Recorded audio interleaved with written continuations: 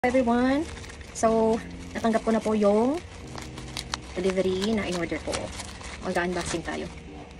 Hindi unboxing, unwrapping. Ito. Mini recorder. Yay.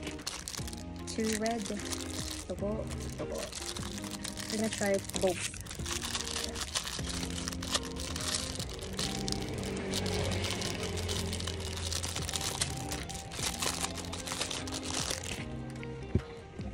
Ooh.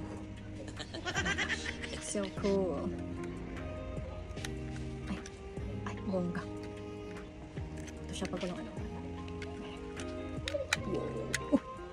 Maganda. Tapos ito.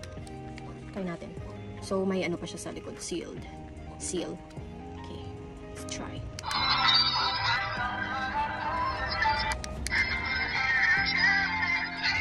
Old school retro.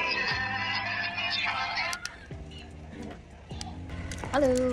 So, guys, itetest natin ngayon kung yung in-order ko na retro sound recorder is okay ba or hindi. So, 3 buttons yung sa taas. Yung mic. Ito. Wait lang. Mic. Pause and play. And then the sound. Tapos ito sa gilid. Parang yung open niya. Opener. Para ma-open naman to. Yes. So, let's test kung ilang segundo ba ang mare-record nito. Let's see. Let's count. Dapat mag-record ka pag nag-start na ng beep. Something like that. So, 1, 2, 3, 4, 5, 6, 7, 8, 9, 10, 11, 12, 13, 14, 15, 16.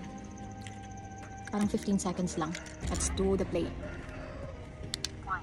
2, 3, 4, 5, 6, 7, 8, 9, 10, 11, 12, 13, 14, 15 seconds lang siya.